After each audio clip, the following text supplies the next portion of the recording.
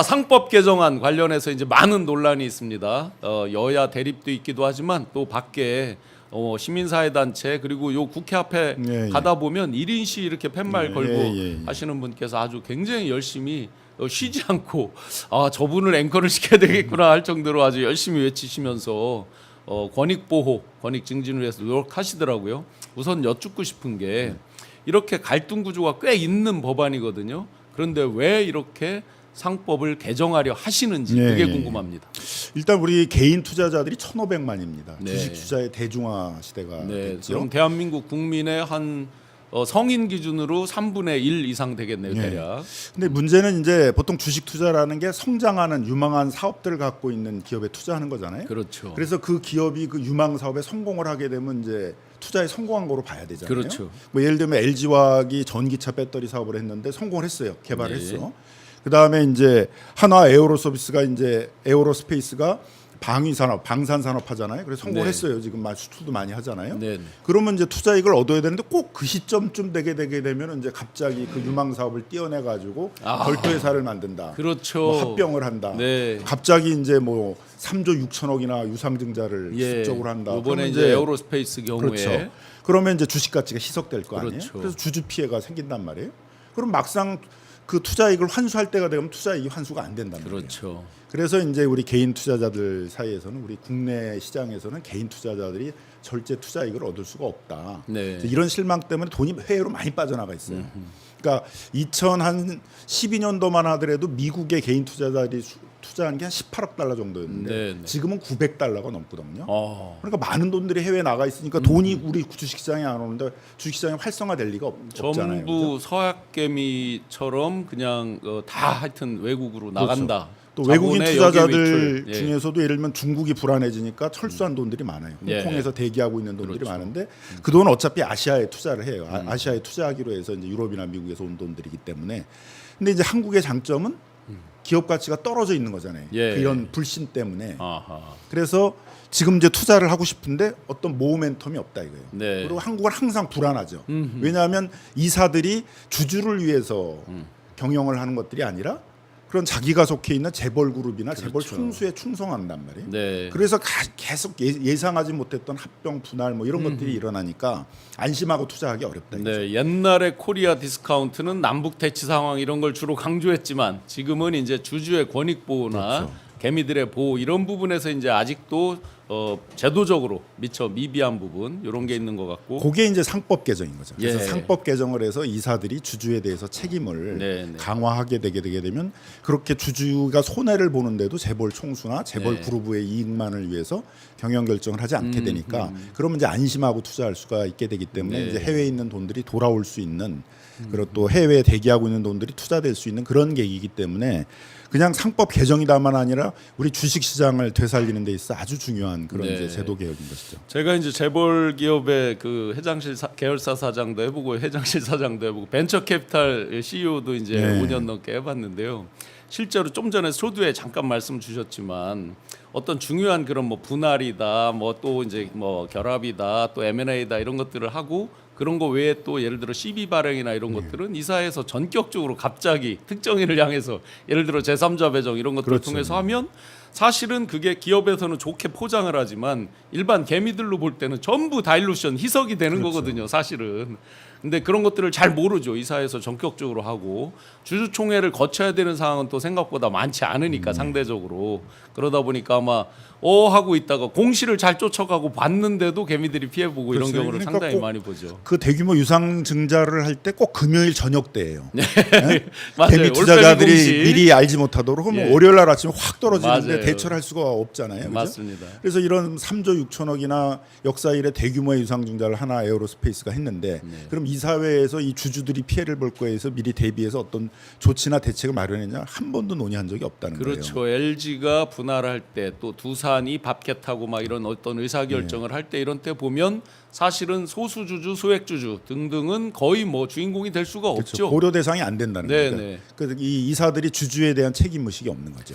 자, 그래서 이제 본격적으로 지금 상법 개정안이 갔다가 또 거부권으로 해서 다시 돌아오고 이런 것들이 계속 이제 반복적으로 일어나고 있는데 그렇다면 이제 우선 주요 골자 가장 핵심이 되는 쟁점에 대한 그 법률안 왜 저들이 꼭 요것 때문에 거부한다는 식으로 되는 게 몇 개 있을 거 아니에요. 예. 가장 핵심적인 거 상법 한번. 개정안이 우리 당론으로 정한 건 예. 5가지입니다. 네. 첫 번째는 이사들이 네. 회사뿐만 아니라 주주에 대해서도 충실 의무를 부담한다. 주주 충실 의무. 예, 그 주주에게 피해를 입히는 이제 그런 결정을 했을 때는 이제 그거에 대해서 주주에게 손해배상 책임이나 이런 책임을 져야 된다는 내용이 이제 하나가 있고요. 두 번째는 이제 이사회가 그 대주주로부터 영향을 받지 않는 독립이사들로 네, 구성이 네. 돼야 되는데 이제 우리는 그런 독립이사들이 아니죠. 다 거수기라고 네, 그러잖아요. 네, 네. 그래서 이름만 이제 걸치고 출석 안 하는 사람도 그렇죠. 많아요. 그래서 이제 그런 독립이사가 적어도 3분의 1 이상 돼야 된다. 네. 그다음에 자산 규모 2조 이상일 경우에는 2분의 1 이상 돼야 된다. 네. 그런 거고 이건 이제 일본의 이제 밸류업 정책의 예. 아주 이제 핵심적인 내용이었습니다. 그 다음에는 이제 결국은 소수주주들을 대표할 수 있는 이사들이 이사회를 가야지만 이제 독립적인 역할을 할 수가 있는데 그래서 소수주주들이 자기 대표를 보낼 수 있도록 하기 위해서 집중 투표제라고 그러죠. 예. 3명의 이사를 뽑을 때 그 소수주주들은 그 3표를 한 사람한테 몰아서 투표할 수 있는 거예요. 예. 이걸 집중 투표라고 그러잖아요. 그거 하고 그 다음에 이제 감사위원이 될 이사들은 그 따로 뽑자는 거예요. 예, 예. 그러면 이제 감사위원이 될 그 이사들에 대해서는 대주주의 의결권이 제한되거든요. 그렇죠. 그러니까 대주주의 영향력이 차단되잖아요. 3% 룰도 있고 그렇죠. 그렇죠. 예. 그거를 이제 그 이걸 피해 나가기 위해서 재벌 대기업들이 그 이사들을 먼저 뽑은 다음에 이사회에서 역할 분담을 시키는 거예요. 예. 그러면 이제 대주주의 영향을 받는 사람이 계속 감사위원도 되는 거잖아요. 그래서 감사위원이 될 이사들은 이제 주주총회에서 아예 따로 뽑자. 분리 선출. 네. 그러면 이제 예. 대주주의 의결권이 제한되니까. 네, 네. 그래서 이제 이렇게 해가지고 독립이사들을 이제 뽑는 방법을 만들자는 거고, 그 다음에 그러려면 주주들이 주총에 참여할 수 있어야 되잖아요. 네, 네. 근데 우리는 3월 말에 한꺼번에 대기업들의 주총이 다 한꺼번에 일어나요. 3월 28, 29, 30날 아주 난리 납니다. 옛날에는 바가지도 주고 뭐 그렇죠, 저금통도 주고 막 이랬으니까. 그러니까 소수주들이 주총에 참여할 수가 없어요. 그래서 전자주총을 이제 꼭 예. 병행하도록 하자. 그런 것들입니다. 그러니까 어떻게 보면 딱 이렇게 일관돼 있죠, 5개가. 예, 예. 그래서 그 5개의 건데 그 중에서 법사위를 이제 통과한 거는 이제 논의를 하다 보니까 논의가 많이 시간이 걸려가지고 일단 2개만 먼저 하자 그래서 네. 그 이사의 주주에 대한 충실 의무하고 전자주총 요 네. 2개만 이제 먼저 통과를 해서 본회의 의결이 됐고 네. 그게 거부권이 이제 행사가 됐던 내용이거든요. 그래서 3개안은 지금도 남아 있어요 법사위에. 어허. 그래서 지금 이제 그 거부권이 행사된 2개에 대해서는 다시 발의를 할 거고 네. 재발의를 할 거고 그럼 남아 있는 3개하고 합쳐서 5개를 이제 법사위에서 다시 이제 한꺼번에 논의를 하는 거죠. 그렇다면 지금 이제 크게 보면 이사의 주주 충실 의무하고 전자투표는 제가 봐도 저도 이제 투자를 많이 해봤으니까 근데 대부분 3월 말일날 동시에 해버리면 몸이 하나니까 갈 수가 없잖아요. 예, 예. 그러니까 옛날에는 이제 위임장만 그것만 전문으로 받으러 다니는 회사들이 이제 많이 있었죠. 예, 예. 여의도에 몇 개가 지금도 일을 하고 있죠. 그것만 위임장만 전문으로 받아서 이제 회사에 갖다 주는 이제 그런 회사들이 있었는데 전자투표를 전면으로 도입하면 제가 뭐 모바일이든 뭐든 해서 그렇죠. 얼마든지 의사 표현을 동시에 할 수도 있을 거 아니에요, 그죠? 예, 그런 좋은 제도인데 그렇다면 국민의힘에서 또는 정부에서 어떤 이유로 이것에 대해서 집중적으로 방어를 하려고 하는 건지. 뭐 이제 그렇게 그 되게 논거가 되면 어떤 이제 게 아무래도 그 소수 주주들에 대비한 자기들이 경영권 방어를 하는데 이제 비용과 시간이 많이 든다 이거거든요. 네. 소송이 많이 제기된다 이런 얘기인데 아하. 뭐 그런 건 이제 사실은 사실이 아닌 게 증권관계 집단소송법을 만들 때도 이제 그 소수주주들이 소송을 많이 걸어가지고 그 소송에 대응하느라고 비용과 시간이 많이 걸리게 될 거다라고 그랬는데 지금 뭐 한 10몇 년이 넘었습니다만 지금까지 제기된 그 소송이 16건밖에 안 되거든요. 아하. 그 소수주들이 모여가지고 그런 집단소송을 낸다는 게 사실 어려워요. 네, 네.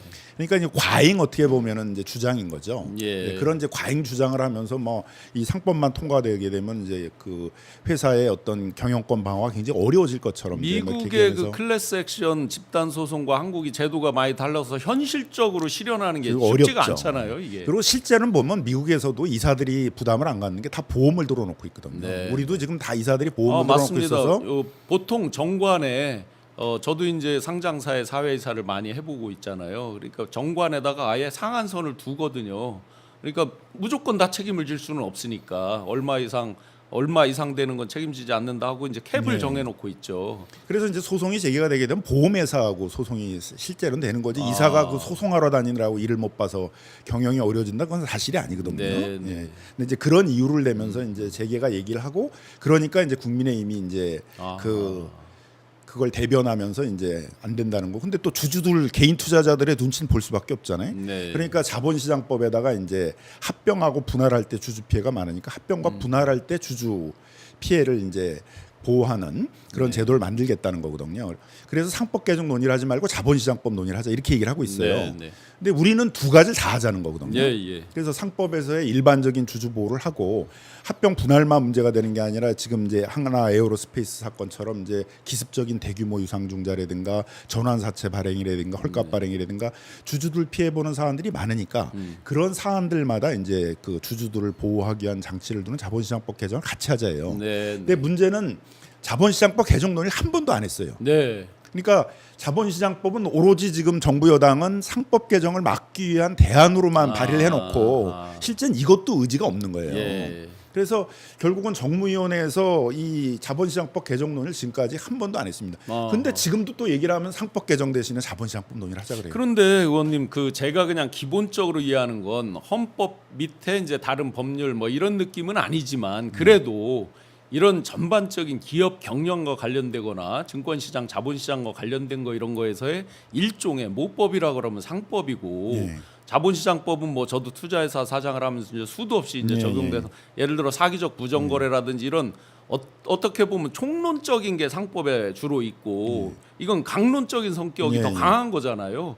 그러면 이것을 하면서 이 총론적인 거를 적용한다 이게 잘 안 맞을 수 있는 거 아닌가요? 그러니까 이제 정부 여당의 주장은 뭐냐면 합병하고 분할할 때만 주주 보호하면 된다는데 지금 주주 피해 보는 게 합병과 분할만 있는 게 아니잖아요. 지금 그렇죠. 그건 가장 상장 크고 폐지 갑자기 상장 폐지해서 그럼요. 피해 본 사람도 있고 네네.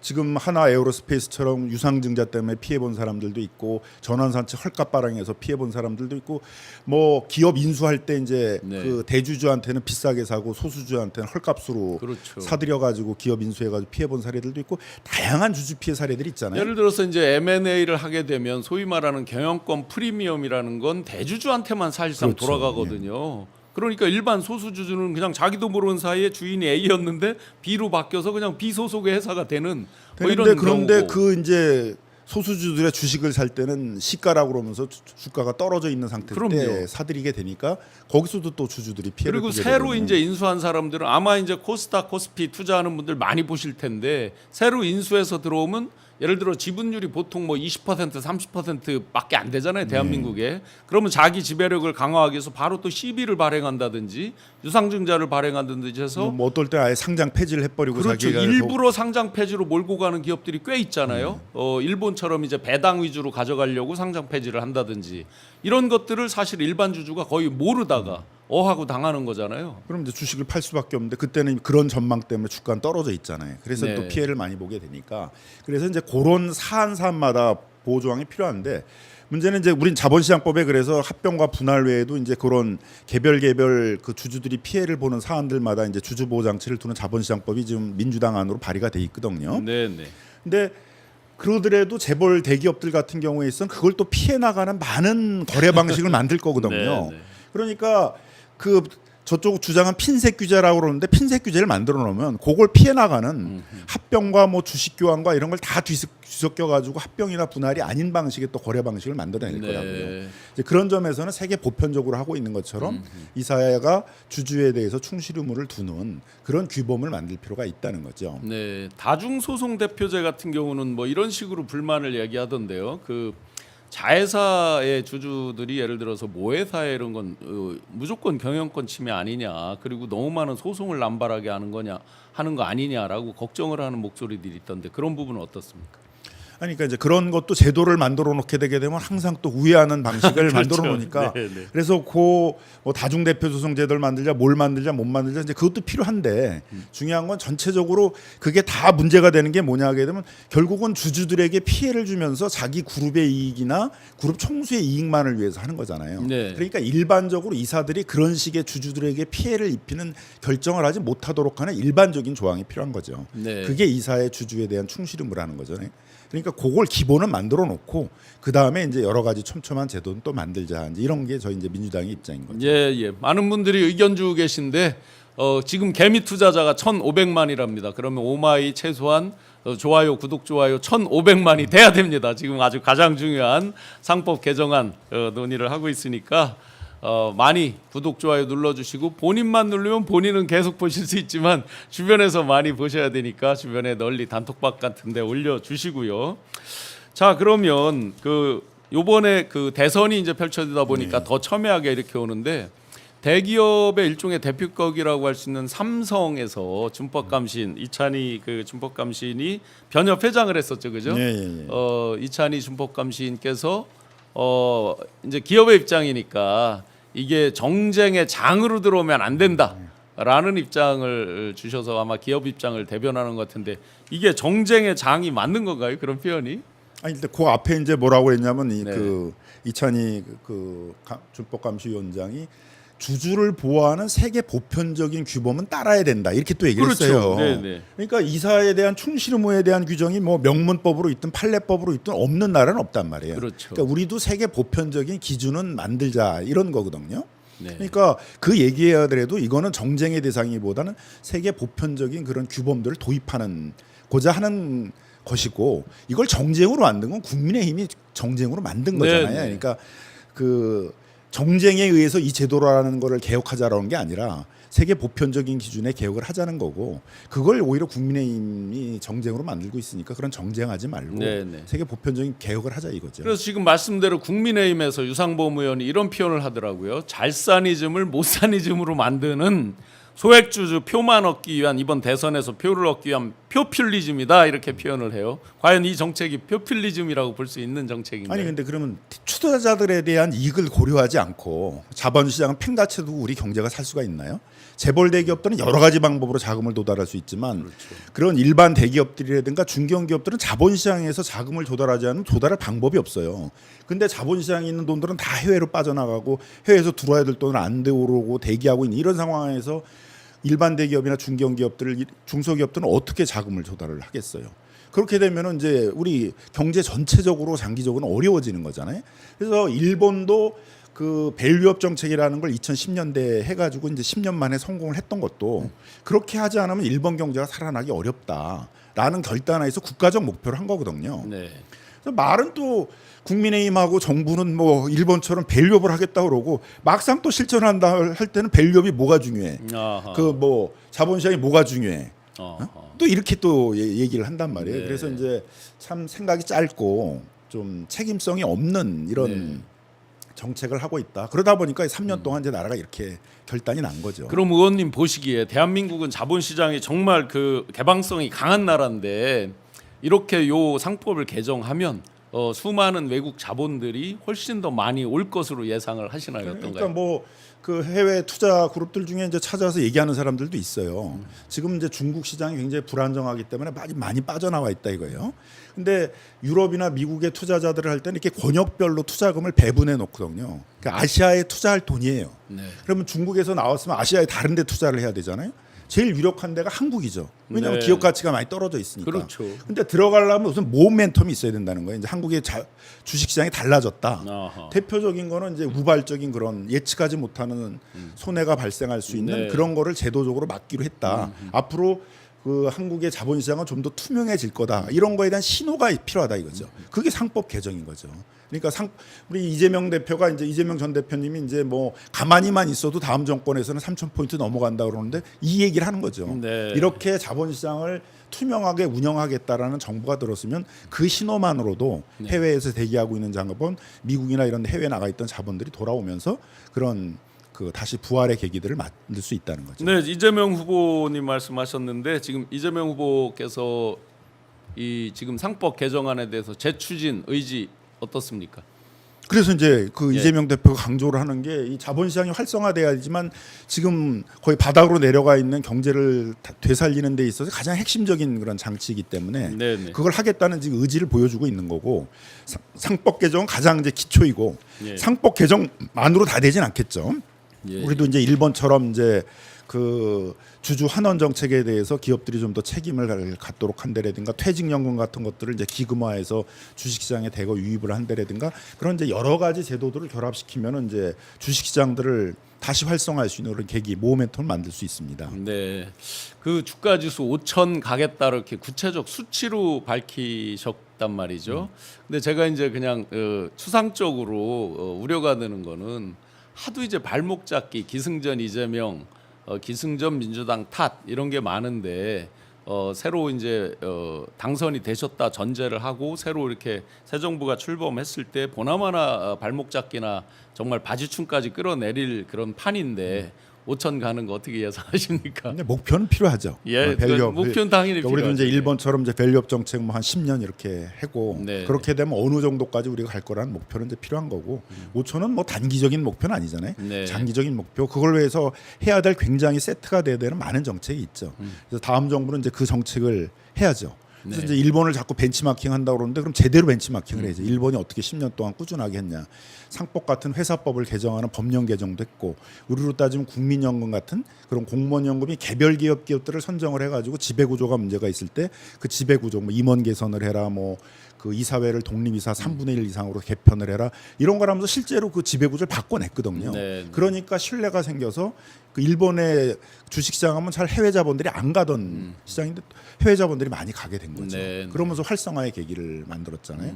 우리도 그런 계기를 만들면은 장기적으로 5천은 갈 수 있는 거죠. 네. 그 뭐 이제 자본시장 얘기를 하다 보니까 이제 어제 갑자기 생각이 났는데 어제 그 그제인가요? 그 금감원장이 김건희 그러니까 주가 조작에 대한 거, 삼부에 대한 거 하면서 구체적인 뭐는 발견하지 못했다 그러면서 이제 검찰로 넘기는 황당한 일이 있는데 근데 이제 금감원장이 그런 태도를 보이니까 이거 어려운 것도 아니잖아요.